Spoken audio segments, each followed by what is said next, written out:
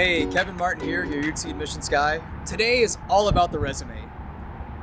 So on Apply Texas, that asks you to fill out on your extracurricular section, your employment, your volunteer hours, and the application asks you to write your activity and the number of hours per week, weeks per year, years that you've done it. And there's not a lot of space to elaborate and tell the admissions reviewers exactly what you've been doing. Apply Texas, like any application, is an imperfect tool. And for that reason, the University of Texas allows you to submit a paper copy of your expanded resume. And if you look on UT Austin's admissions website, there's actually not a lot of information that they provide. They sort of tell you the format doesn't matter and that they really want you to submit an expanded resume, and they tell you how to do that through the document upload system, but they don't actually tell you what they're looking for on the resume. So that's why I'm here today.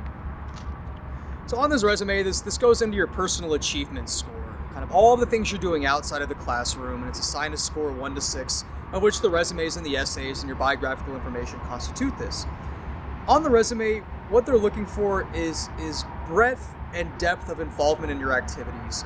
So they want to see that hopefully you're deeply involved in maybe 1 or 2 activities starting your freshman year, perhaps before, that you've continued your involvement, increased your involvement over time, added roles and responsibilities, and sort of gone above and beyond what's expected as a member. Or they also want you to see that you're involved in a couple different things. Maybe that you have a breadth of experiences that lends you to be an interesting applicant where you can talk on a couple different issues and hopefully contribute to both diversity on UT's campus as well as leadership. Secondly, it's really important for you to quantify your efforts. For example, it's not just that you're competing in a tournament for speech and debate, but we want to see, are you first place out of 15 at a local tournament? Are you second place out of 100 at a regional competition? Are you nationally ranked in chess? What chair are you for All-State Choir?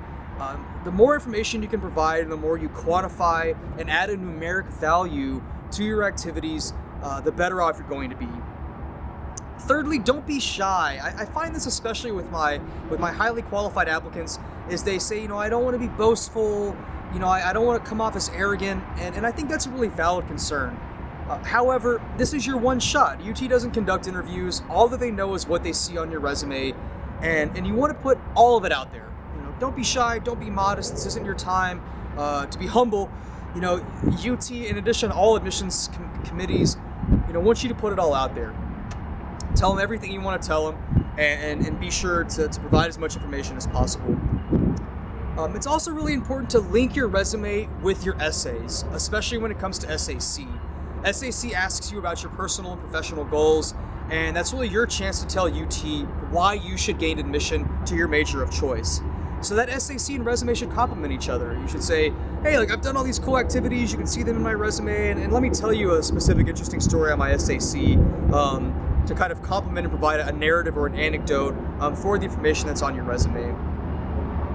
I think some of my students get caught up on the formatting. They try to make sure their formatting is perfect and correct, but really it's the content that matters. You can format the essay or the resume is in any way that you want, as long as it's readable, as long as the font's big enough. Don't get too caught up on the formatting. And moreover, this is not a professional resume. It doesn't need to be 1 page. I know some well-intentioned parents will give their students, they'll say, hey, a professional resume should only be 1 page, but a college resume is not a professional resume. It can be 4 pages, it can be 5 pages, it can be as long as you want it to be. Again, we're looking for detail here. We're not looking for you to forego information because you want to be humble. And in fact, the longer, sometimes the better. And lastly, this expanded resume is meant to add context to the information you provide on Apply Texas. So Apply Texas allows you this kind of limited space to talk about your activities, and you should absolutely fill that out. Some students don't fill out Apply Texas and they submit an expanded resume. Don't do that. You definitely want to do both. And if you're a junior or younger, start your resume now. Begin to list these volunteer hours on a spreadsheet.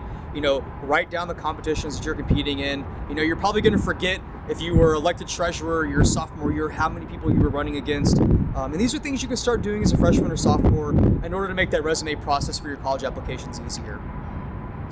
As always, if you're interested in receiving help on your resume or your application at UT Austin, don't hesitate to get in touch. Thanks, and I hope you enjoyed this video, and have a great day.